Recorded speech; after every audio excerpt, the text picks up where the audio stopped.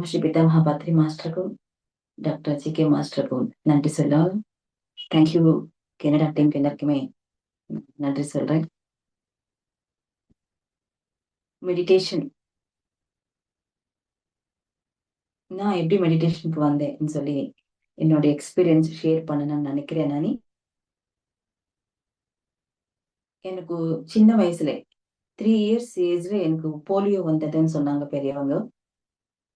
அந்த சமயத்திலே ஏதோ ஒரு டாக்டர் கிட்ட போய் அந்த ட்ரீட்மெண்ட் நடந்தது. ஒரு 6 மந்த்ஸ் ஆனதுக்கு அப்புறம் தான் நடக்க முடியுமா, அந்த மாதிரி ஒரு சிச்சுவேஷன் வந்ததுன்னு சொல்லியிருக்காங்க அம்மா அப்பா. அதுக்கப்புறமா என்னுடைய 7th கிளாஸ் ஆனதுக்கு அப்புறம் ஹாலிடேஸ்ல எப்பவுமே எல்லாருமே ஊருக்கு போவோம். அந்த மாதிரி எங்க பெரியம்மா வீட்டுக்கு போனதுக்கு அப்புறம் எங்க பெரியம்மா என்ன பார்த்து சொன்னாங்க, என்னடா உனக்கு முதுகுல இந்த மாதிரி சின்ன கட்டி போல இருக்கு, என்ன ஆச்சு, பெயின் இருக்கான்னு கேட்டாங்க. இல்லம்மா எனக்கு தெரியாது, எனக்கு ஒன்றும் பெயின் இல்லைன்னு சொன்னேன் நானு. உடனே என்னை கூட்டிட்டு திரும்பி வந்து எங்க வீட்டுல விட்டுட்டாங்க. எங்க ஃபேமிலி டாக்டர் கிட்ட கூட்டிட்டு போனாங்க அப்பா அம்மா. அது பார்த்து இது ஏதோ பெரிய விஷயமா இருக்கு, நீங்க உடனே மദ്രാஸ், இப்ப சென்னைன்னு சொல்லுவோம், அப்ப மദ്രാஸ்ன்னு சொல்லுவாங்க, மദ്രാஸ் கூட்டிட்டு போங்கன்னு சொன்னாங்க. உடனே மദ്രാஸுக்கு போனேன் நானு. 7th கிளாஸ் ஆனதுக்கு அப்புறம் ஒரு 1 இயர் என்னுடைய Chennai journey. so many hospitals, so many doctors, விதவிதமான ட்ரீட்மெண்ட்ஸ் இதெல்லாம் கூட நடந்தது ஒரு 1 இயர். கடைசியிலே என்னன்னா யாருக்கு கிட்ட போனோமோ எங்களுக்கும் தெரியாது. போனதுக்கு அப்புறம் அந்த டாக்டர்ஸ்க்கு இது என்னன்னு ஐடியா இல்லை. ஒரு டாக்டர் ஒரு இன்னொரு டாக்டருக்கு சஜஸ்ட் பண்ணி, இன்னொரு ஹாஸ்பிட்டலுக்கு சஜஸ்ட் பண்ணி, இந்த மாதிரி ரெஃபர் பண்ணி இதெல்லாம் நடக்கிறதுக்கு ஒரு 1 இயர் ஆச்சு. இந்த 1 இயர் நானே எங்க அம்மா 2 பேரையும் சென்னையில ஒரு சின்ன ரூம் வாங்கிட்டு அந்த ரூம்ல இருந்துட்டு தான் இந்த ட்ரீட்மெண்ட் எல்லாமே நடந்தது. எங்க அம்மா ஃப்ரெண்ட்ஸ் எல்லாம் ஹெல்ப் பண்ணினாங்க அந்த சமயத்துல. நான் சின்ன பொண்ணு தானே, ஒரு 8th கிளாஸ்க்கு இன்னும் ஜாயின் ஆகவே இல்லை.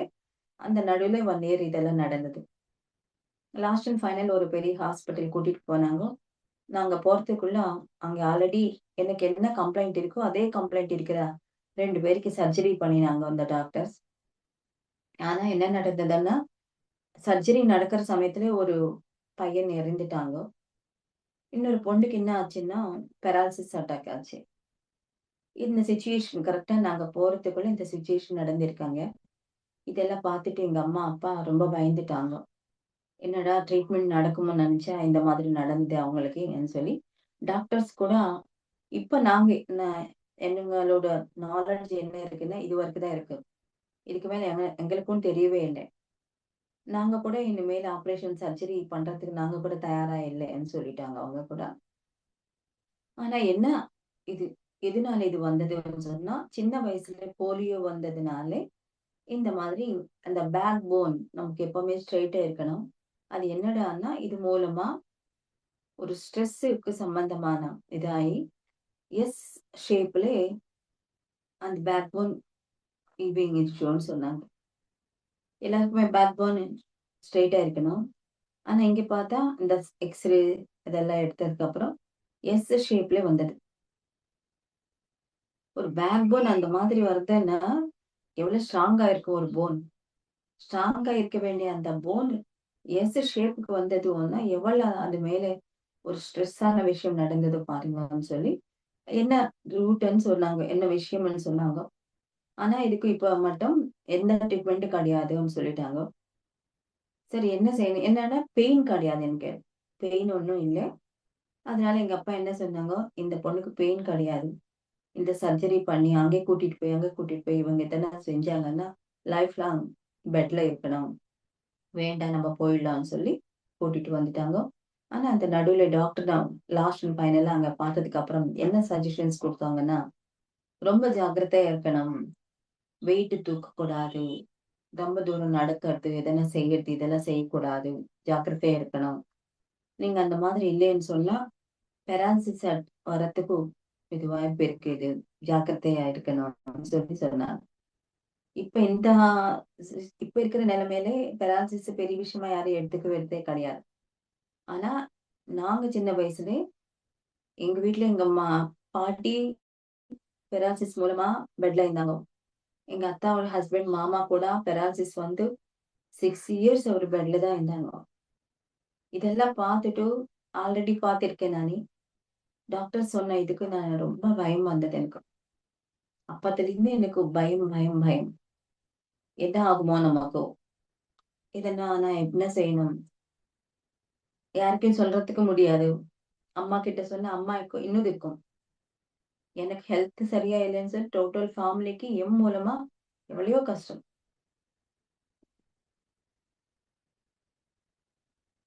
அதுலயும் பொண்ணாச்சே!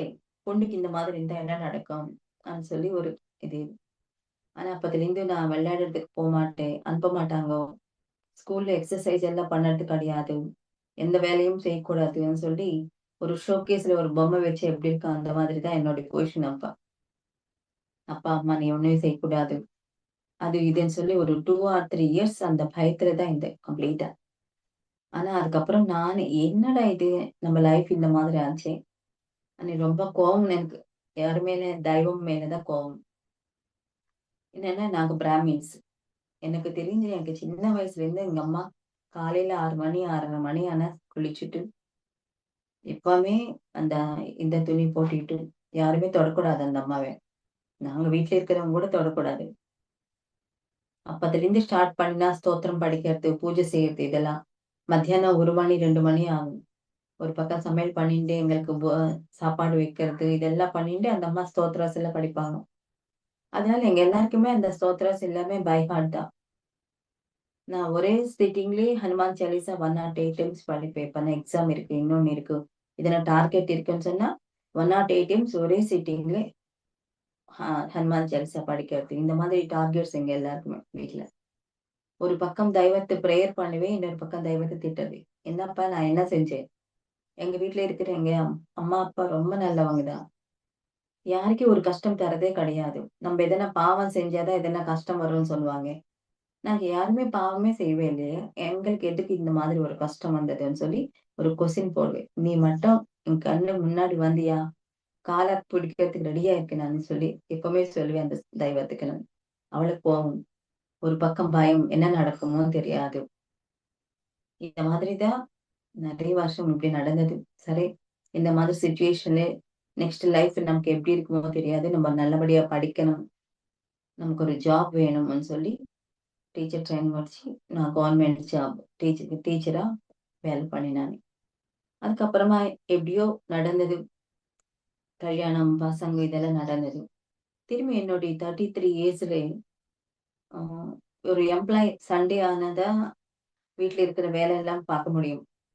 அன்னைக்கு இந்த மாதிரி சேர் மேல நின்னுட்டு, இன்னொரு சேர் இருந்தது. எஸ் டைப் சேர். அது மேல நின்னுட்டு, அந்த மேல ஒரு கால், இது மேல ஒரு கால் வச்சு, மேல ஒட்ட வைக்கலாம்னு சொல்லி மேலக்கு ஏறினேன். அங்கிருந்து கீழ விழுந்துட்டேன் நான். கீழ விழுந்தது எப்படி நடந்ததுன்னா, அந்த எஸ் டைப் சேர் எப்பவுமே கொஞ்சம் வெயிட்டா இருக்கும். அந்த சேர் என்னோட பேக் போன் மேல கீழ விழுந்தது. மாமூலாவே பிரச்சனையா இருக்கு. அது மேல இந்த சேர் விழுந்ததுனால, அதுவரைக்கும் எனக்கு பெயினே கிடையாது. நெறைய ஒர்க் பண்ணுவேன் நானு. ஆனா எப்ப இது விழுந்ததோ, உடனே எனக்கு பெயின் ஸ்டார்ட் ஆயிடுச்சு. எப்படி பெயின்னுன்னா சொல்லவே முடியாது. Severe pain. உட்கார முடியாது, நடக்க முடியாது, ஒரு வேலை கூட பண்ண முடியாது. அந்த மாதிரி ஒரு பெயின் ஸ்டார்ட் ஆயிடுச்சு. திரும்பி டாக்டர்ஸ். எனக்கும் டாக்டர்ஸ்க்கு எவ்வளோ ஃப்ரெண்ட்ஷிப் பண்ணா, டாக்டர்ஸ் கிட்ட போறது தான் வேலை எனக்கு. திரும்பி டாக்டர். இந்த வாட்டி திருப்பதிலேயே அப்ப நான் திருப்பதில தான் வேலை பண்ணேன். திருப்பதி டாக்டர்ஸ் கிட்ட போனோம். ஒரு foreign return master Jagadish master. என்னுடைய ரிப்போர்ட்ஸ் எல்லாம் பார்க்கறதுக்கு இதெல்லாம் கூட ஒரு 15 டேஸ் புடிச்சது.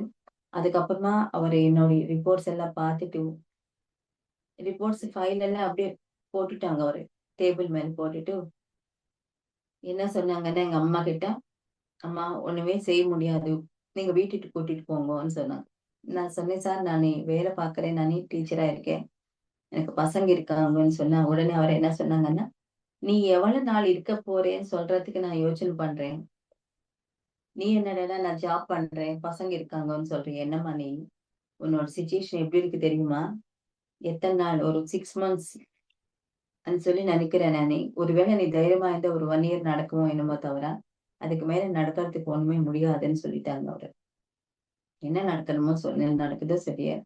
சார் எனக்கு பெயினா இருக்கு. எனக்கு எதனா ட்ரீட்மெண்ட் குடுங்கோ, மருந்து குடுங்கன்னு சொன்னா, உனக்கு இருக்கிற இந்த கம்ப்ளைண்ட்டுக்கு யாருகிட்டயும் நீ எங்கே போனாலும், நீ எந்த இன்னொரு தேசத்துக்கு நீ போனாலும் உனக்கு ட்ரீட்மெண்ட் கிடையாதும்மா. உன்னோட பேக் போன் இன்னும் அப்பா இந்தது கொஞ்சமா, இப்ப இன்னும் பெண்ட் ஆயிடுச்சு அது. அதனால அது ஒண்ணுமே பண்ண முடியாது. நீ சின்ன வயசுல வந்திருந்தா இத நான் பண்ணியிருக்கலாம். நீ 33 ஏஜ்ல வரேன் எங்க கிட்டக்கு. நாங்க என்ன செய்ய முடியும்? சின்ன வயசுல 13 வயசுல போனா, இப்ப அந்த மாதிரி ஞானம் கிடையாது. நீங்க கொஞ்சம் பெரியவங்க ஆனதுக்கு அப்புறம் வாங்கன்னு சொன்னாங்க. பெரியவங்க ஆனதுக்கு அப்புறம் போனா, என்ன ஒரு 50 வருஷத்துக்கு போறது. ஒரு 32 ஏஜ்க்கு தான் நான் போனேன். ஆனா அப்ப என்ன சொல்லிட்டாங்க, "இல்ல நீங்க சின்ன வயசுல வந்தீங்கன்னா தானே இதெல்லாம் செஞ்சிருக்கோம். இப்ப எங்கனால முடியாது. டச் பண்ணக்கூடாது பேக் போனு. டச் பண்ணிட்டோம்னா உங்களுக்கு கஷ்டம்னு சொல்லிட்டாங்க. No treatment. மெடிசினாவது குடுங்கோ பெயின்க்குன்னா, நாங்க குடுத்த அந்த மெடிசின் நீ சாப்பிட்டேன்னு வச்சுக்கோ, உனக்கு இன்னும் ஜாஸ்தி ஆகும். இன்னொரு கம்ப்ளைண்ட் ஆட் ஆகும் உனக்குன்னு சொல்லிட்டாங்க. எங்க அம்மா சொல்லிட்டாங்க, "உங்க வீட்டுக்கு கூட்டிட்டு போங்கம்மா இந்த அம்மாவன்னு" சொல்லிட்டாங்க. சரி, ஒரு 15 நாள் டிஃபரன்ஸ்ல டோட்டல் ஃபேமிலி ஒரு பக்கம் போயிடுச்சு. எங்க பசங்கள் 2 பேருமே எங்க தங்கச்சி கூட்டிட்டு போனாங்க. எங்க அத்தா இருந்தாங்க. எங்க நாத்தனார் கூட்டிட்டு போனாங்க. என்ன எங்க அம்மா கூட்டிட்டு போனாங்க. இந்த மாதிரி டோட்டல் ஃபேமிலி ஸ்ப்ரெட் ஆயிடுச்சு. ஆனா என்னடா இப்படி சொல்லிட்டாங்க. ஒரு 6 மாசம்னு சொல்லியிருக்காங்க. அதுக்கப்புறமா என்ன நடக்கும்? ஒரு பயம். யாருக்காவது ஒரு 80 இயர்ஸ் இருக்கிறவங்க கூட நான் சாகக்கூடாது, நான் இருக்கணும் ஃபேமிலி கூடன்னு தான் நினைப்பாங்க. ஒரு 32 இயர்ஸ்லயே, 33 இயர்ஸ்லயே யாரு சாகணும்னு நினைப்பாங்க? கண்ணுல அன்னைக்கு ஸ்டார்ட் ஆன கண்ணுல தண்ணி ஒரு 1 1/2 இயர், 2 இயர்ஸ் என் கண்ணுல தண்ணி எப்பவுமே உண்டு. அம்மா பார்க்கக்கூடாது. அப்ப அப்பா இல்ல. அம்மா தான் என்ன கூட்டிட்டு போய் பெட் மேல தான் 1 1/2 இயர், 2 இயர்ஸ் நான் பெட்ல தான் இருந்தேன். ஒரு 18 கேஜஸ் லாஸ் ஆயிட்டேன் லாஸ்ட்ல. அப்ப லாஸ்ட்ல எங்க அண்ணா சொன்னாங்க எங்க அம்மாக்கு, "அம்மா இனிமேல் இருக்காது. என்னன்னா என்ன கூட்டிட்டு போகணும். வாஷ்ரூம் போறதுக்கு, படுத்துக்கிட்டே சாப்பிடுறது." நடுவுல இந்த டிப்ரஷன் மூலமா அந்த தெருவுல யாரைன்னா போயிட்டாங்கன்னு வச்சுக்கோ, பாடி வெக்கேட் பண்ண எனக்கு கூட அந்த மாதிரி சிச்சுவேஷன் வருமே! எனக்கு என்ன கம்ப்ளைண்ட் வருமோ? ரிலேட்டிவ்ஸ் யாருக்கான உடம்பு சரியா இல்லன்னா, எனக்கு கூட இப்படி இருக்கே! எனக்கு என்ன நடக்குமோ? இந்த மாதிரி எப்ப பார்த்தாலும் நெகட்டிவ் திங்கிங், நெகட்டிவ் தாட்ஸ். ம். அந்த சிச்சுவேஷன்ல இருந்தேன். ஒரு 2 இயர்ஸ் சொர்க்கம், நரகம்ன்னு சொல்லுவாங்க. அந்த சொர்க்கம், நரகத்துல நரகம் எங்கேயோ இல்ல, எங்கேயோ இருக்குன்னு தோணுச்சு எனக்கு. என் மூலமா என் வீட்ல இருக்கிறவங்க எல்லாருமே ரொம்ப கஷ்டப்பட்டாங்க. என் ஃபேமிலிக்கு வீட்ல யாருக்கன்னா ஒருத்தருக்கு உடம்பு சரியா இல்லன்னா, டோட்டல் ஃபேமிலி சஃபர் ஆகுது. யாரோ ஒருத்தருக்கு உடம்பு சரியா இல்லன்னா, எவ்வளவு பெரிய விஷயமா பாருங்க அது. டோட்டல் ஃபேமிலிக்கு எவ்வளவு சஃபரிங். எதனால அந்த மாதிரி நடக்குது? அப்ப எங்க அம்மா வீட்டுக்கு போனதுக்கு அப்புறம், கொஞ்சம் கொஞ்சமா அந்த டிப்ரஷனுக்கு போறது, ஒண்ணுமே செய்ய முடியாது. புது புது கம்ப்ளைண்ட்ஸ் எல்லாம் வந்தது அந்த டைம்ல எனக்கு. டெய்லி டாக்டர் கிட்ட போறது, வரது தான். அதர் கம்ப்ளைண்ட்ஸ்க்கு. மெயின் கம்ப்ளைண்ட்க்கு ஒண்ணும் ட்ரீட்மெண்ட் கிடையாது. லாஸ்ட் அண்ட் ஃபைனல்லி ஒரு 2 டைம்ஸ் யாரோ வந்து எனக்கு மெடிடேஷன் சொல்லிக் குடுத்தாங்க. மெடிடேஷன் பண்ணுங்க, எல்லாமே நல்லபடியா இருக்கும். அது சொல்லிட்டு போனா, எப்படி செய்யணும்? செஞ்சதுக்கு அப்புறம் எப்படி இருக்கும்? இதெல்லாம் ஒண்ணுமே சொல்லுவேன். ஒரு புக்கு குடுத்தாங்க, பெரிய புக்கு. அந்த புக்கு படிங்க இன்னைக்கு நல்லா இருக்கும்னு சொன்னா, அப்ப இருக்கிற சிச்சுவேஷன்ல அவ்வளவு பெரிய புக்கு நான் தூக்கத்துல என்னால முடியாது. பெட்ல இருந்த சமயத்துல. ஆனா அந்த புக்கு குடுத்துட்டு போயிட்டாங்க. அப்போ ஒரு மாஸ்டர் ஒரு ட்ரெக்கிங் போனா, அந்த ட்ரெக்கிங்லயே வைசாக் போனாங்க. ஒரு டாக்டரு ஒரு சென்டர் ஸ்டார்ட் பண்றாங்க. அந்த புரோகிராம்க்கு பத்ரி சாரும், மேடம் 2 பேரும் வந்துட்டு ஓப்பன் பண்ணாங்க. இவர் கூட போனாங்க அந்த டைம்ல. அப்ப டாக்டர் சொன்னாங்க, "எந்த மாதிரி கம்ப்ளைண்ட் இருந்தா கூட, தியானம் மூலமா அந்த கம்ப்ளைண்ட் இருந்து நம்ம ஓரமா வரலாம்." అని சார் சொன்னாங்க. அந்த டாக்டர் சார். இவரு கேட்டாங்க, "எங்க ஊர்ல சின்ன வயசு தான் அந்த அம்மாக்கு 32, 33 ஏஜ் தான் இருக்கும். அந்த அம்மாக்கு டாக்டர்ஸ் ஒண்ணுமே செய்ய முடியாது. வீட்டுக்கு கூட்டிட்டு போங்கன்னு சொன்னாங்க. அந்த மாதிரி அவங்களுக்கு இதெல்லாம் பண்ண முடியுமான்னு கேட்டாங்க அவங்க. கண்டிப்பா பண்ண முடியும். நீங்க அந்த மேடம் இங்க கூட்டிட்டு வாங்கன்னு சொன்னாங்க. அந்த அவரு திரும்பி அதெல்லாம் ப்ரோகிராம் நடந்துங்க எங்க வீட்டுக்கு வந்துட்டு, இப்படி சொன்னாங்க அந்த டாக்டர்ன்னு சொன்னாங்க. டாக்டருக்கும் எனக்கும் சின்ன வயசுல இருந்து இருக்கிற அந்த ரிலேஷன்ஷிப் எப்படி இருக்கு அந்த வாணி. ஐயோ! டாக்டரா அவரே! நான் போணும் சொல்லி நான் எங்க அம்மாவ கேட்டேனே. நீ இருக்கிற நிலைமையிலே நீ நடக்க முடியலை, உட்கார முடியவே இல்லை. நீ எப்படி போறே? ரொம்ப வெயிட் லாஸ் ஆயிட்ட நீ. சொல்லி அம்மா சொன்னாங்க. இல்லம்மா, ஒருவேளை நான் ட்ரெயின்ல போனா, பஸ்ல போனா, அந்த சமயத்திலே ஒருவேளை நான் போறதே இருந்தா போட்டும். இல்ல அந்த ஊருக்கு போனதுக்கு அப்புறம் நான் பாடி வெயிட் பண்ணட்டும். பரவாயில்லை. ஆனா நான் போய் தான் தீரணும். என்னடா டாக்டர்ன்னா அவள இதே எனக்கு. சின்ன வயசுல இருந்தே டாக்டர் கிட்ட போறது, வர்றது இதே நடந்தது. சரி, அம்மாக்கு மட்டும் என்ன இருக்கும்? ஏதாவது ட்ரை பண்ணினா, ஏதோ ஒரு ரூபமா என் பொண்ணு இந்த உலகத்துல இருந்தா நல்லதுதானான்னு சொல்லி தான் யோசனை பண்ணுவாங்க எங்க அம்மாவது. அதனால எங்க பையன், ஹஸ்பண்ட் இவங்க 2 பேரும் என்னை கூட்டிட்டு போனாங்க. ட்ரெயின்ல போனோம். அங்க போனதுக்கு அப்புறம் ஒரு பெரிய பில்டிங் அது. ஃபர்ஸ்ட் ஃப்ளோர்லயே கிரவுண்ட் ஃப்ளோர்ல என்னடான்னா அவுட் பேஷண்ட்ஸ், ஃபர்ஸ்ட் ஃப்ளோர்ல இன் பேஷண்ட்ஸ், அதுக்கப்புறம் செகண்ட் ஃப்ளோர்ல எதுக்கும் தேவையில்லாத பேஷண்ட்ஸ் சொல்லி போட்டு அந்த எண்ணம் இருந்தது அவங்களுக்கு. எனக்கு ரொம்ப துக்கமான துக்கம். என்னடான்னா நான் ஏற முடியவே இல்லை. நடக்க முடியவே இல்லை. இப்ப பார்த்தா அங்க பார்த்தா லிஃப்ட் கிடையாது. ஏறணும். எப்படி ஏற போறேன் நானு? இந்த தெய்வம் என்னடா என்ன இப்படி டார்ச்சர் பண்றாங்க? நான் எப்படியோ 4 நாள் இருந்துட்டு போறேன். இப்போ கூட எனக்கு இந்த மாதிரி ஒரு பிரச்சனையா? நான் எப்படி ஏறலாம்? நான் ஊருக்கு வந்துட்டேன். திரும்ப முடியாது.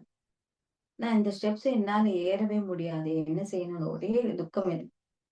ஒரு ஸ்டெப்பா ஏறி உட்காந்துட்டு 3 ஹவர்ஸ் புடிச்சது அந்த அந்த மாதிரி ஒரு சிச்சுவேஷன் நான் அங்கே போனேன். அங்க சாயங்காலம் டாக்டர் ஜி.கே. மாஸ்டர் வந்தாங்க. என்னோட ரிப்போர்ட்ஸ் எல்லாம் கொண்டு போனேன் நான். அதெல்லாம் பார்த்தாங்க. அந்த டாக்டர் என் ரிப்போர்ட்ஸ் பார்த்துட்டு ஒண்ணுமே செய்ய முடியாதுன்னு போட்டுட்டாங்க. இந்த டாக்டர் கூட இப்படி போட்டுட்டாங்க. ஆனா, இது பெரிய விஷயம் கிடையாதுன்னு சொல்லிட்டாங்க. போன உடனே அவர் சொன்ன விஷயம் என்னதுன்னா, இது பெரிய விஷயம் கிடையாது. எனக்கு ஆச்சரியமா இருந்தது. அந்த டாக்டர் ஃபாரின் ரிட்டர்ன் 10 டிகிரிஸ் இருக்கு அவருக்கு. அவள இதா சொன்னா, என்னடா இவரு டாக்டரா? படிச்சாங்க இல்லையா? ஓ! வெறும் எம்பிபிஎஸ் மட்டுமே படிச்சாங்க. அதனால தான் இப்படி சொன்னாங்க. ரொம்ப சீரியஸான பொசிஷன் அவர் சொல்றாங்க. இந்த டாக்டர் என்னடான்னா, இது பெரிய விஷயமே கிடையாதுன்னு சொல்றாங்க. என்னடா இது? ஆனா, அங்க டாக்டர் சொல்றதுக்கு அப்புறம் எனக்கு எவ்வளவு டிப்ரஷன் போன துக்கம் வந்தது. இந்த டாக்டர் இது பெரிய விஷயம் கிடையாதுன்னு சொல்றது, அந்த ஒரே ஒரு வேர்ட் ஆவுது அடுத்தவங்களுக்கு ஒரு உயிரை வாங்குது. நம்ம வாயில வர்ற ஒரு வார்த்தை அவ்வளவு இம்பார்ட்டன்ட் ஆனது. பார்த்து நம்ம பேசணும். அந்த டாக்டர் பேசினதுக்கு நான் பெட் மேல 1 1/2 இயர் அப்படியே இருந்துட்டேன்.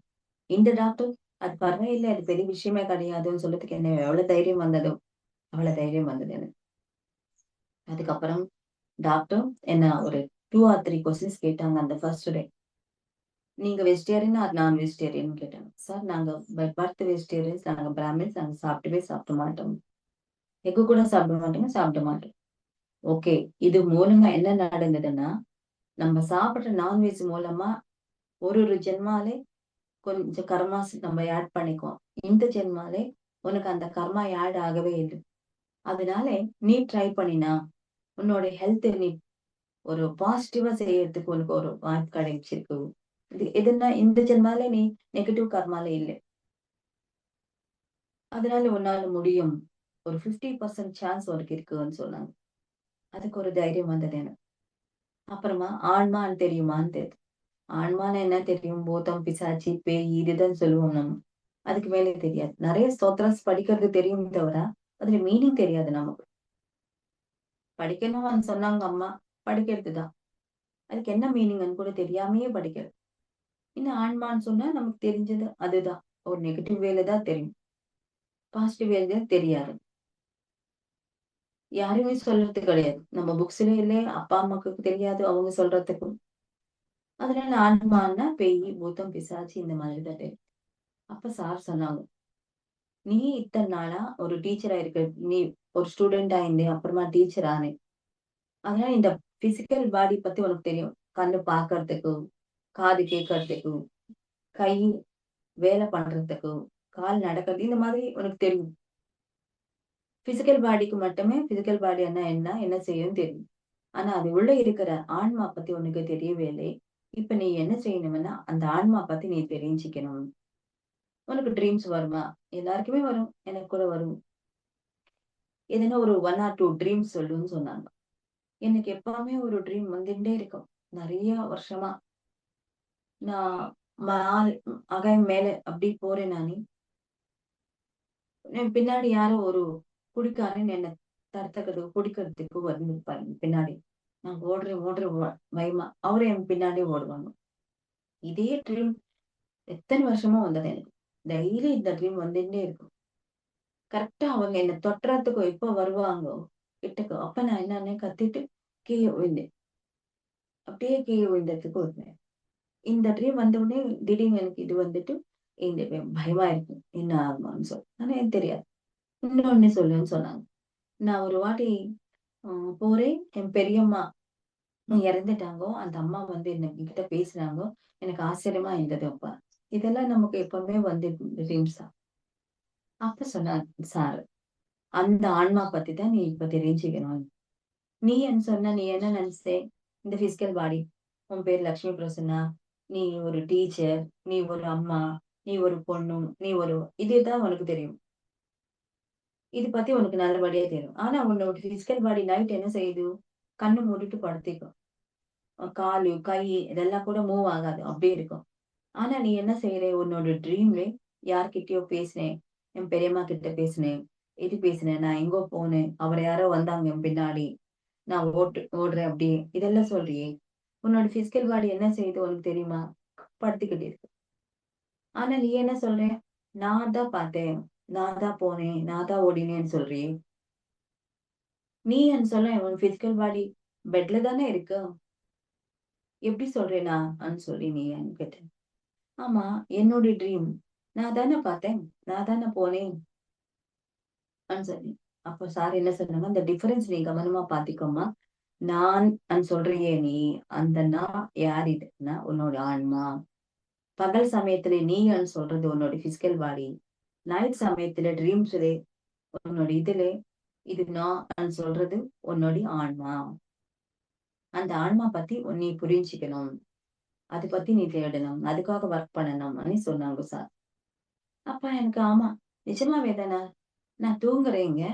ஆனா நான் பேசிட்டேன், நான் ஓடினேன், நான் பார்த்தேன். இதெல்லாம் சொல்லுவோம். யாரானா என்னோட ட்ரீம் அதெல்லாம் வந்திருக்காது. இந்த ட்ரீம் என்னோடதா, உன்னோடதா? என்ன நீ அப்படி சொல்றிய?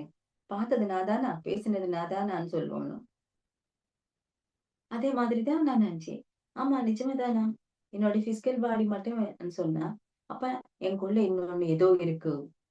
அது என்னதுன்னு பார்க்கணும்னு சொல்லி, அப்பத்துலேருந்து நான் மெடிடேஷன் ஸ்டார்ட் பண்ணேன். சார் நிஜமாவே ஒரு தெய்வம் போல என்ன எப்படி ஒரு சின்ன குழந்தைய எப்படி பார்த்துட்டாங்க, அந்த மாதிரி பார்த்தாங்க. அது ஒரு ஹாஸ்பிட்டல். அதுல எனக்கு ஒரு பெட் குடுத்தாங்க. பர் டே ₹100 பே பண்ணி நான் இருந்தேன். எல்லாருமே ஃப்ரீயா மெடிடேஷன் கத்துக்கிறாங்க இப்ப. நான் மட்டும் காஸ்ட்லியா தான் மெடிடேஷன் கத்துக்கிட்டேன். ஒரு 1 மந்த் அந்த ஊர்ல இருந்துட்டு அந்த ஹாஸ்பிட்டல்ல ஜாயின் ஆயி, அந்த 1 மந்த் அந்த பெட்ல இருந்துட்டு தான் நான் மெடிடேஷன் பிராக்டிஸ் பண்ணேன். அப்ப எனக்கு உட்கார்றதுக்கு முடியவே முடியாது. படுத்துக்கிட்டு தான் மெடிடேஷன் ஸ்டார்ட் பண்ணேன் நானு.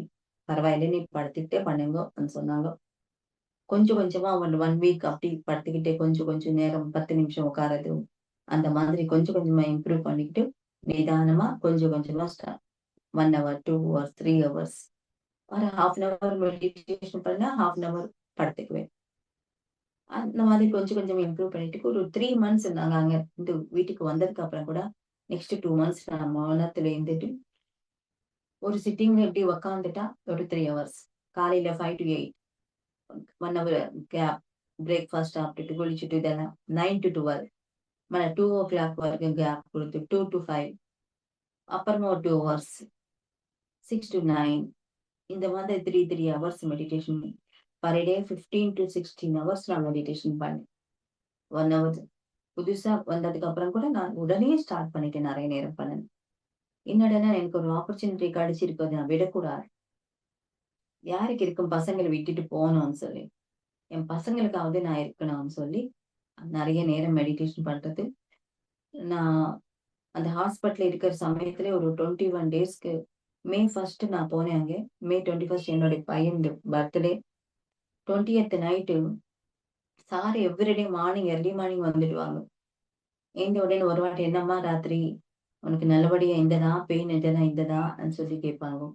"இல்ல சார் நல்லதா இருக்குன்னு" சொன்னேன். ஏதோ எழுதுக்குவாங்க டெய்லி. அங்க வந்துட்டு. "எ என்ன சார் அப்படி எழுதுறாங்க டெய்லின்னு" சொன்னா, "நான் ரிசர்ச் பண்றேன் ட்ரீம்ஸ் மேல. என் ஃப்ரெண்ட்ஸும் எனக்கு க்ளோஸ் ஃப்ரெண்ட்ஸ் இருக்காங்க ஒரு 6 மெம்பர்ஸ். அவங்க ஃபேமிலி ஹிஸ்டரி எல்லாமே எனக்கு தெரியும். அவங்கள டெய்லி இங்க வந்து ஃபோன் பண்ணி, அவங்களுக்கு எதனா ட்ரீம் வந்ததா கேட்பாங்க. அவங்க என்ன ட்ரீம் சொல்லுவாங்க, அத எழுதி வச்சுக்குவாங்க. அவங்க ஃபேமிலி ஹிஸ்டரி தெரியறதுனாலே, அவங்களோட ஃப்ரெண்ட் ஆகறதுனால அவங்க மைண்ட் செட் எப்படி இருக்குன்னு இவருக்கு தெரியும். அப்ப வந்த ட்ரீம்க்கு, சிச்சுவேஷனுக்கு இதெல்லாம் கூட அவரு ஐடென்டிஃபை பண்ணி, அப்ப ரிசர்ச் ஒர்க் நடந்திருந்தது. அதுக்கப்புறமா மத்தியானம் ஒரு வாட்டி, சாயங்காலம் நைட் மட்டும் 10:00 சார் ஹாஸ்பிட்டலுக்கு போயிட்டு, அவரு குளிச்சு சாப்பிட்டுட்டு 10, 10:30, 11 கூட வந்திருப்பாங்க. அப்ப வந்து ஒரு 1 ஹவர், 2 ஹவர்ஸ், 3 ஹவர்ஸ் கூட ஒரு வாட்டி உட்காருவாங்க. நெறைய விஷயம் சொல்லுவாங்க எனக்கு. ஒரு 1 மந்த் சார் கூட எனக்கு ஆச்சார சாங்கித்யம் எவ்வளவு அற்புதமா இருந்ததுன்னா, அவ்வளவு அற்புதமா இருந்தது. ஒரு சின்ன குழந்தைய உட்கார வச்சு எப்படி சொல்லுவாங்களோ, அப்படி நெறைய விஷயம் சொல்லிக் குடுத்தாங்க எனக்கு. அதுவரைக்கும் எனக்கு இருக்கிற பயம், எத்தனையோ ஏதோ டவுட்ஸ். என்ன ஆகுமோ? இதுன்னு சொல்லி.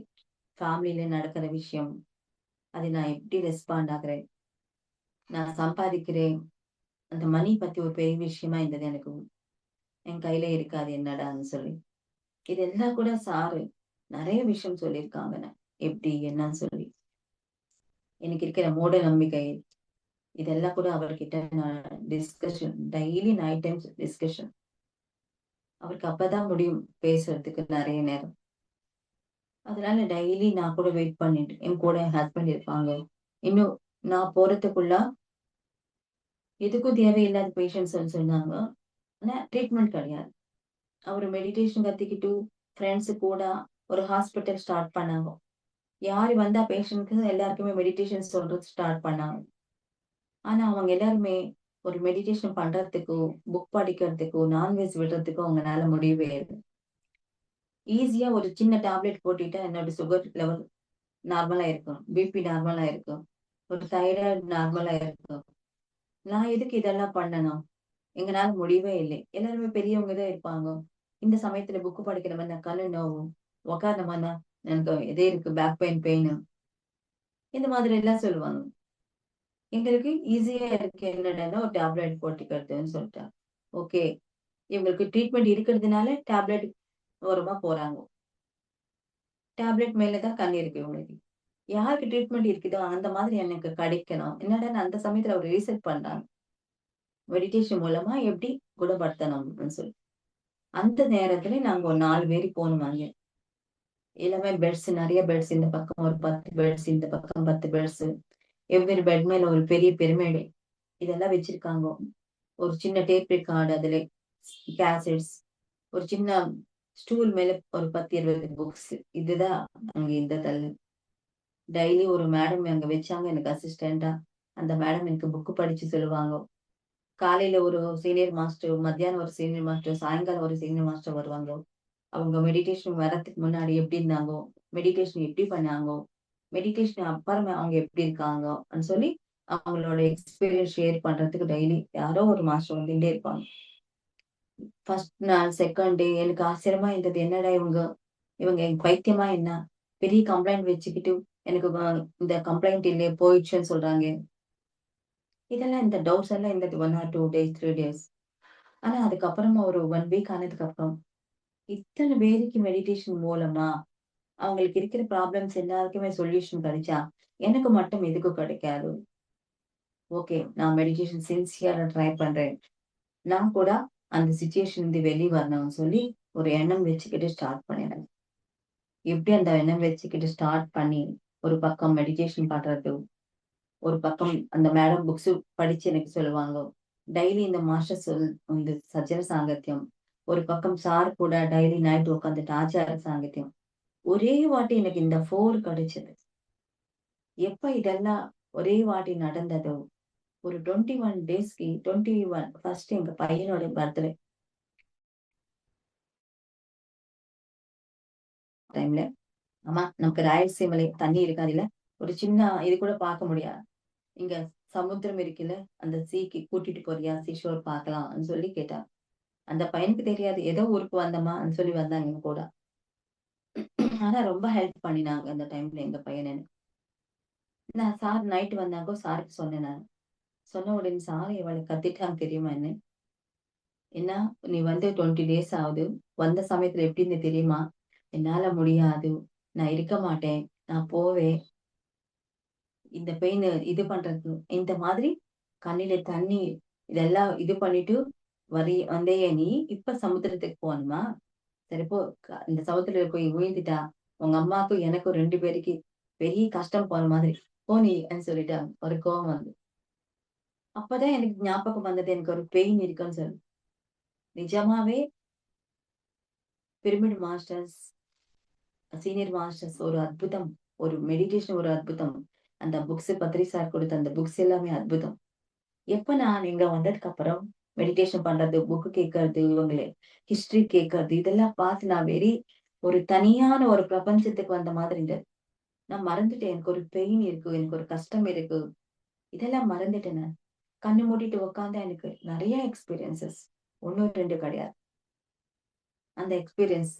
மாஸ்டர்ஸ் வந்து அவங்க எக்ஸ்பீரியன்ஸ். புக் படிச்சா அதுல இருக்கிற ஞானம். அவரு வந்து பேசினா அவருக்கு குடுத்த ஞானம். நான் மறந்துட்டேன் என்னோட லைஃப் என்னடான்னு சொல்லி. அவரு சொன்னதுக்கு அப்புறம் தான், ஆமா நான் வந்து 21 டேஸ் ஆச்சே. என்னோட பெயின் எங்க? பெயின் எனக்கு ஞாபகமே இல்ல. யார் எனக்கு வருவாங்கோ? எந்த எக்ஸ்பீரியன்ஸ் சொல்லுவாங்கோ? இதுதான் அது மேல தான் எனக்கு ஆத்திரம் இந்த தவிர, என்னோட பெயின் நான் மறந்துட்டேன். சார் சொன்னதுக்கு அப்புறம் நிஜமாவே எனக்கு பெயின் இருந்ததே. ஐயோ! நான் பார்க்கவே இல்ல. இந்த பெயின் பத்தி யோசனை பண்ணவே இல்லையே. நான் ஏந்திட்டு நானு எப்பவுமே வெயிட் தூக்கக்கூடாது. ஆனா என்னோட பேக் எல்லாம் இந்த வெயிட் தூக்கி தூக்கி ஓரமா வச்சேன். ஸ்டெப்ஸ் ஏறக்கூடாது. கீழ போய் 3 ஸ்டெப்ஸ் ஏறி திரும்பி வந்தேன் நான். 2, 3 வாட்டி. எனக்கு இப்படியே கீழ இது பண்ணக்கூடாது. இல்ல கீழ ஏதோ பொருள் கீழ போட்டுட்டு, பென்னு கீழ போட்டு திரும்பி அத எடுத்துக்கிட்டேன். இது எது நடந்தாலும், எது செஞ்சாலும் எனக்கு பெயினே வரல. எனக்கே ஆச்சரியமா இருந்தது அந்த 20த் டே. திரும்பி காலையில எர்லி மார்னிங் சார் எப்படி வருவாங்கல்ல, அந்த எர்லி மார்னிங் சார் வந்த உடனே சார் கிட்ட போய், "சார் எனக்கு பெயின் எப்படி போச்சு தெரியவே இல்ல சார். நீங்க சொன்னதுக்கு அப்புறம் ராத்திரி எனக்கு ரொம்ப கஷ்டமா இருந்தது. என்னடா சார் இப்படி திட்டிட்டாங்க என்னன்னு" சொல்லி, நான் கீழ போய் ஸ்டெப்ஸ் எல்லாம் ஏறி திரும்பி வந்தேன் நானு. ஆனா எனக்கு எங்கேயுமே பெயின் தெரியவே இல்ல சார். எனக்கு பெயின் எப்படி போச்சு தெரியவே இல்ல. Sir very good. அது தெரியணும்னு சொல்லி தான் நான் இதெல்லாம் சொன்னேன். இன்னைக்கு சமுத்திரத்துக்கு கூட்டிட்டு பையன்வே சொன்னாங்க. ஒரு சீனியர் மாஸ்டர் போட்டு ஃபோன் பண்ணி, இந்த மேடம் சார் கூட்டிட்டு போ கார்ல. அவங்க எல்லாரும் எங்கெங்க சுத்தி பார்க்கணுமோ பார்த்துட்டு அப்புறமா கொண்டு வந்து இங்க விட்டுட்டு நீன்னு சொன்னாங்க. அப்படியே போனோம். திரும்பி வந்தோம். என்னுடைய பெயின் எங்க போச்சு எனக்கே தெரியாது. எப்படி போச்சு எனக்கு தெரியாது. பார்த்தீங்களா எவ்வளவு ஆச்சரியமா இருக்கு. ஒரு 1 1/2, 2 இயர்ஸ் அந்த பெயின் மூலமா எவ்வளவு சஃபர் இருந்தது எனக்கு. ஒரு பயம் இருந்தது. பயம் எங்க போச்சு தெரியுது. பெயின் எங்க போச்சு தெரியுது. என்ன நடந்திருக்குது எனக்கு தெரியாது. எனக்கு தெரிந்ததெல்லாம் ஒண்ணே ஒண்ணுதான். அந்த வந்த எக்ஸ்பீரியன்ஸ்ல என்னோட சோல் நான் பெட்ல படுத்துக்கிட்டு மெடிடேஷன் பண்ணா, என்னோட சோல் எப்படி போகுது, சோல்ன்னு கூட எனக்கு தெரியாது. அந்த மேல அந்த கார்னர்லே அங்கிருந்து என்ன பார்க்க எனக்கு டவுட் நான் படுத்துக்கிட்டு இருக்கேன். அங்கிருந்து நான் பார்க்கிறேன். இது என்ன இது அர்த்தமே ஆகவே இல்லையேன்னு. இதுவும் நானேன்னு தோணுது. அங்கிருந்து பார்க்கறதும் நானேன்னு தோணுது. இதுல நிஜம் என்ன? அப்ப சார் சொன்னாங்க, இது பிசிக்கல் பாடி. அங்க இருக்கிறது உன்னோட சோல். உன்னோட சூக்ஷ்ம சரீரம். அந்த சூக்ஷ்ம சரீரம் உன்னை பார்க்குது. உன்னோட பிசிக்கல் பாடி மட்டுமே இங்க பார்க்க முடியும். அது பாக்குது. உன்ன பாக்குறது என்ன பாக்குறேனே நானே அப்படின்னு சொல்லி உனக்கு தோணும். ஞானம் அதுக்கு இருக்கு. இது பிசிக்கல் பாடி இதுக்கு ஞானம் இருக்காது. அது வந்து இதுல இருந்தாதான் இதுக்கு ஞானம். இந்த மாதிரி நெறைய எக்ஸ்பீரியன்ஸ், சோல் எக்ஸ்பீரியன்ஸ் எனக்கு நெறைய வந்தது. அங்கிருந்து எங்க ஊருக்கு வந்ததுக்கு அப்புறம் எங்க அம்மா கிட்ட இருந்தேன் ஒரு 2 மந்த்ஸ். எங்க பசங்க உள்ள படுத்துக்குவாங்க. அப்பெல்லாம் சிமெண்ட் வால்ஸ் அது. சிமெண்ட் விண்டோ இருந்தது. அந்த சிமெண்ட் விண்டோக்கு ஹோல்ஸ் இருக்கும். டெய்லி என்னோட சோல் என்னோட உள்ளத்திலிருந்து வெளிய வருதுன்னா, ஒரு பாதி வெளிய வரும். அது என்னோட சோ இது பிசிக்கல் பாடி அங்க பார்த்தா சோல். இந்த 2 கனெக்ஷன் பார்ப்பேன் நான். அது வெளிய போய், ஐயோ! இது போகுதுடாப்பா! எங்கே அடிச்சுக்க போகுதோ! ஃபாஸ்ட்டா போகுது அது. எனக்கு அடிபட்டுருமா எனக்கோன்னு பயமா இருக்கு ஒரு நிமிஷம். இந்த பிசிக்கல் பாடிக்கு அதுக்கும் கனெக்ஷன் இருக்கிற சமயத்துல ஒரு பயம் இருக்கு. இப்படி இப்படி போகுதோ தெரியும் ஃபாஸ்ட்டா போகுது. அந்த வால் எனக்கு அடிச்சுக்குமா? என்ன நடக்குமாப்பான்னு பயம் இருக்கு. அது உடனே வெளிய போகும். போயிட்டு அந்த இந்த உள்ள போய் வெளிய வந்துட்டு, பசங்கள பார்த்துட்டு வருவேன் நான். எவ்ரிடே இது நடந்தே இருக்கு எனக்கு. படுத்துக்கிற சமயத்துல அங்கேருந்தே பார்க்குறேன். அப்ப எனக்கு புரிஞ்சது. இந்த பிசிக்கல் பாடியிலே ஒரு அற்புதமான ஒரு விஷயம் இருக்கு. அதுதான் சோல். அப்ப நான் சொன்னது வெறும் பிசிக்கல் பாடி மட்டும் கிடையாது. நான் ஒரு சோல் அந்த விஷயம் எனக்கு ஒரு 100% நம்பிக்கை வந்தது. அதுக்காக எத்தனையோ எக்ஸ்பீரியன்ஸ் எனக்கு. அப்ப தெரிஞ்சது. ஓகே பிசிக்கல் பாடி மட்டுமே நமக்கு தெரியும். உள்ள இருக்கிறது தெரியாது. இந்த மெடிடேஷன் மூலமா தான் அது தெரியும் நம்ம எல்லாருக்குமேன்னு சொல்லி. அப்ப எனக்கு அந்த சத்தியம் எப்ப எனக்கு தெரிஞ்சதோ, இனிமேல இந்த பிசிக்கல் பாடி பத்தி நம்ம பயம் இருக்கக்கூடாது. நம்ம மனசுல பயம் இருக்கிறதுனால தான் அது பெயின்னு தோணும். நான் ஒரு ஆன்மான்னு தெரிஞ்சதுக்கு அப்புறம், அதுக்கு ஒரு பவர் இருக்குன்னு தெரிஞ்சதுக்கு அப்புறம், அப்ப இந்த பிசிக்கல் பாடி கூட அதுக்கு சம்பந்தமா அது ஒரு ஆக்டிவா இருக்க முடியும். பெயின் போயிடுச்சு. அதுக்கப்புறம் பயம் போயிடுச்சு. டாக்டர்ஸ் ஜெர்னி பண்ணக்கூடாதுன்னு சொன்னா, இப்ப நான் பண்ற ஜெர்னிஸ் எப்படி இருக்குன்னு அப்படி இருக்கு. நெறைய ஜெர்னிஸ். நிக்கக்கூடாது, வேலை பண்ணக்கூடாது. வீட்ல இருக்கிற வேலை பண்ணுவேன். ஸ்கூலுக்கு போறேன். அங்க பசங்க கூட விளையாடுவேன் நானு. எத்தனையோ காலையில நின்னுட்டு ஒன் டே ஒர்க் ஷாப் சாயங்காலம் வரைக்கும் நின்னுட்டே கிளாஸ் சொல்லுவேன் நான். ஏதேதோ செய்யக்கூடாதுன்னு பிசிக்கல் லெவல்ல நான் யோசனை பண்ணினோம். இப்ப ஒரு ஸ்பிரிச்சுவல் லெவல்ல நான் ஒரு ஆன்மா தெரிஞ்சதுனால, இந்த ஆன்மாக்கு நெறைய எனர்ஜி. ஒரு பவர்ஃபுல்லான வெப்பன் இது. அந்த ஆன்மா யாரையும் நம்ம தெரிஞ்சுக்கிட்டா, அந்த வெப்பன் மூலமா நம்ம நெறைய ஒர்க் பண்ண முடியும். எல்லாருமே அது வேல ஒர்க் பண்ணணும். ஆனா, நெறைய நேரம் மெடிடேஷன் பண்ணினா தான், அது நம்ம பார்க்க முடியாது. அந்த நாலெட்ஜ் நமக்கு வர முடியும்.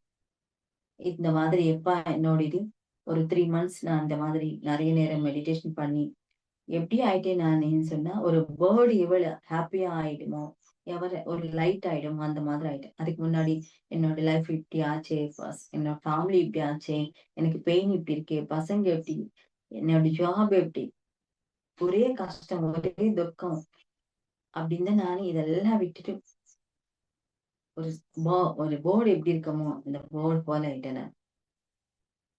ரொம்ப ஹாப்பி. அங்க வந்ததுக்கு அப்புறம் திரும்பி ஸ்கூல்ல ஜாயின் ஆயிட்டேன்னு எல்லாருமே வண்டர் ஆயிட்டாங்க. என்னடா அவங்க எல்லாருக்குமே தெரியும் டாக்டர்ஸ் என்ன சொல்லியிருக்காங்கன்னு. நீ எப்ப எங்களுக்கு நீ போயிட்டேன்னு சொன்னா ஒரு பூமாலை எடுத்துட்டு வா நான் வெயிட் பண்றேன். நீ என்னடா இப்படி வந்துட்டேன்? இவ்வளவு ஆக்டிவா இருக்க நீன்னு சொல்லி அவங்க எல்லாரும் சொல்றது. என்ன பார்த்ததுக்கு அப்புறம் 6 மெம்பர்ஸ் கொலீக்ஸ். இந்த 6 மெம்பர்ஸ் மெடிடேஷன் கத்துக்கிட்டாங்க. ஒரு வீட்ல ஒரு நாள் போய் மெடிடேஷன் சொல்றது ஸ்டார்ட் பண்ணேன் நானு.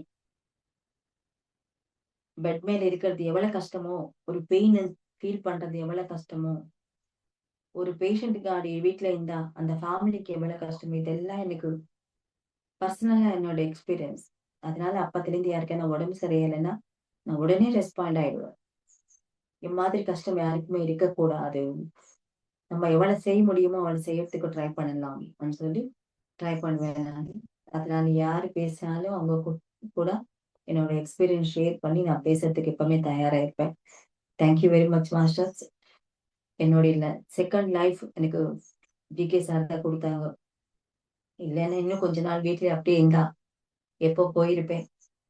ஆனா அவர் மூலமா தான் என்னோட லைஃப் திரும்பி நடக்குது. 22 வருஷம் ஆச்சு நான் மெடிடேஷன் கத்துக்கிட்டு.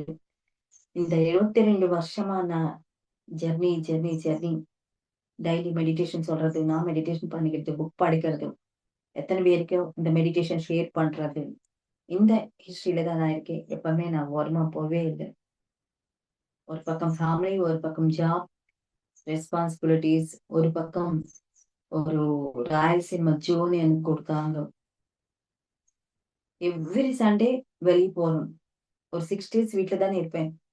சாட்டர்டே நைட் கிளம்பிட்டா, நைட் ஜெர்னி பண்ணி ஹைதராபாத் இந்த மாதிரி நிறைய கொஞ்சம் தூரமா இருக்கிற பிளேசஸ் எல்லாம் போய் ஒன் டே ஒர்க் ஷாப் பண்ணி, திரும்பி சண்டே நைட் கிளம்பி வந்து, மண்டே காலையில இறங்கிட்டு, திரும்பி சமையல் பண்ணிக்கிட்டு, அவங்களுக்கு என்ன பண்ணணுமோ பண்ணி, திரும்பி ஸ்கூலுக்கு போவேன் நான். எப்பவுமே அதுக்கும் இதுக்கும் சம்பந்தமே அது நடக்கணும், இது நடக்கணும். அவ்வளவு ஹார்ட் ஒர்க்கர் நான். நிறைய ஒர்க் பண்ணேன் நான் இதுல. இப்ப எனக்கு தமிழ்நாடு குடுத்தாங்க. எனக்கு தமிழ் தெரியாது. நாங்க எல்லாருமே ஆந்திராக்காரங்க தான். எங்க ஃபேமிலி ஹிஸ்டரியில எங்குமே தமிழ் கிடையாது. ஒரு பிசிக்கல் ஹிஸ்டரியில. எனக்கு ஆச்சரியமா இருக்கும். என்னடா எனக்கு தமிழ் இது. அப்ப கோயின்சிடென்ட்லா பார்த்தா, சின்ன வயசுல நான் ஒரே 1 இயர் தமிழ்நாடுல இருக்கிறது. எங்க வீட்ல வேலை பண்ற அம்மா ஒரு 2 இயர்ஸ் இருந்தாங்க. அந்த அம்மாக்கு தெலுங்கு ஒரே ஒரு பீஸ் கூட வராது. எங்களுக்கு தமிழ் வராது. ஆனா, எங்க வீட்ல இந்த அம்மா வேலை பண்ணாங்க. அப்பதான் நான் கொஞ்சம் கொஞ்சமா தமிழ் கத்துக்கிட்டேன். என்னுடைய ஜாப்ல ஃபர்ஸ்ட் என்னோட போஸ்டிங் எங்கடான்னா, தமிழ்நாடு வார்டர். அங்க இருக்க என் கூட வொர்க் பண்ண மாஸ்டருக்கும் தமிழ் மாஸ்டர்ஸ் தான். அவங்க பொண்டாட்டிக்கு தெலுங்கே தெரியாது. அவங்க கூட தான் நான் இருந்தேன். அ ஹவுஸ் ஓனர். இந்த அம்மா கம்ப்ளீட்டா தெலுங்கு தெரியாது. அப்படி எனக்கு தெரியாமயே இந்த தமிழ் ஹிஸ்டரி என் கிட்டக்கு வந்துட்டே போயிட்டே இருக்கு. அப்ப இதெல்லாம் அவளுக்கு தெரியாது எனக்கு. அதுக்கப்புறமா சார் எப்ப சொன்னாங்க, அப்பதான் எனக்கு கனெக்ட் ஆனேன். ஓகே. என்னுடைய லைஃப்ல இந்த தமிழ்நாடுக்கும் எனக்கும் ஏதோ சம்திங் ஒரு இது இருக்கு. அதுல தான் தமிழ் திரும்பி திரும்பி என்கிட்ட வருதுன்னு சொல்லி. ஆனா நான் எப்பவுமே கத்துக்கவே இல்ல. ஜஸ்ட் எது என்ன வேணும்? இது இப்படி இருக்கே. இது சின்ன சின்ன வேர்ட்ஸ் தவிர நான் எப்பவுமே கத்துக்கணும்னு சொல்லி அந்த எண்ணம் கிடையாது எனக்கு. ஆனா சார் சொன்னதுக்கு அப்புறம் ஒரு டீச்சர் வச்சுக்கிட்டு ஆனா நெறைய வருஷம் புடிச்சது எனக்கு. இதெல்லாம் செய்யணும். யாரையா குரு சொன்ன உடனே நம்ம போய் செய்வோமா? ஒரு பக்கம் ஜாப் இருக்கு. எவ்வளவு செய்ய முடியுமோ அவளையே செய்ய முடியும். பசங்க அவங்கள் படிப்பு இதெல்லாம் இருக்கிறதுனால கொஞ்சம் கொஞ்சமா இத்தன வருஷம் புடிச்சது நான் தமிழ்நாடு கம்ப்ளீட்டா அந்த தம் என்ன பார்க்கணும், நான் செய்யணும். என்னுடைய டியூட்டி இதுன்னு சொல்லி அந்த எண்ணம் வந்து செய்யறதுக்கு கூட எனக்கு கொஞ்சம் நேரம் புடிச்சது. எத்தனையோ வருஷம். இப்ப நான் ஜாப் ரிசைன் பண்ணிட்டேன். இன்னும் எனக்கு 5 இயர்ஸ் இருக்கு. ஆனா கூட நம்ம போறதுக்குள்ள நம்ம என்ன செய்யணுமோ அத செஞ்சுட்டு போகணும். ஒரு ஜாப்க்காகயோ, ஃபேமிலிக்காகயோ, நம்மளுடைய பர்சனல் இது ஒர்க் இது. எப்படி? ஸ்வதர்மம். இந்த சோல் என்ன பண்ணறதுக்கு இங்க வந்திருக்கோ, அந்த ஒர்க்க நம்ம கம்ப்ளீட் பண்ணிட்டு போகணும். இதுதான் இம்பார்ட்டன்ட் ஆனது. அதுக்கப்புறமா தான் family, job, money, name and fame, பசங்க இதெல்லாம் கூட அதுக்கப்புறமா தான். முதல்ல எப்பவுமே நம்ம ஸ்வதர்மம் பத்தி தான் யோசனை பண்ணணும். அது எங்க ஃபேமிலி மெம்பர்ஸ், எங்க பசங்க கூட அம்மா உன்னோடி நீ இருக்கிறதே எங்க கூட ரொம்ப பெரிய விஷயம் எங்களுக்கு. என்னடா அவங்க சின்ன வயசுலயே சொல்லிட்டாங்க. அம்மா இருக்க மாட்டாங்கன்னு சொல்லி. அந்த மாதிரி இன்னைக்கு 2 பசங்களுக்கு கல்யாணம் ஆயிடுச்சு. ஹேப்பியா இருக்காங்க அவங்க எல்லாருமே. என்னுடைய டியூட்டீஸ் கம்ப்ளீட் ஆயிடுச்சு. இனிமேல் என் டியூட்டி என்னடான்னா, இப்ப இப்ப இருக்கிற என்னுடைய டார்கெட் தமிழ்நாடு. தமிழ்நாடு மாஸ்டர் எங்க எங்க இருக்காங்க, எந்த தேசத்துல அதர் கண்ட்ரீஸ்ல இருக்கிற தமிழ் மாஸ்டர்ஸ் எல்லாரும் கூட பேசுறது தான் என்னுடைய டார்கெட். அந்த டார்கெட்ல தான் இப்ப வொர்க் பண்றேன் நானு. அந்த டார்கெட் மூலமா தான் இப்ப இன்னைக்கு கனடால இருக்கிற தமிழ் மாஸ்டர்ஸ மீட் பண்றேன் நானு. ரொம்ப சந்தோஷமான விஷயம். தேங்க் யூ வெரி மச் உங்க எல்லாருக்குமே என்னோட எக்ஸ்பீரியன்ஸ் ஷேர் பண்றது. ஹேப்பியா ஃபீல் பண்றேன் நானு. Thank you. இங்க இருக்கிறவங்க 3 பேரு கோமலப்பிரியா, சுதர்ஷினி அண்ட் நேத்தி தான் எனக்கு பரிச்சயமான ரஜினி.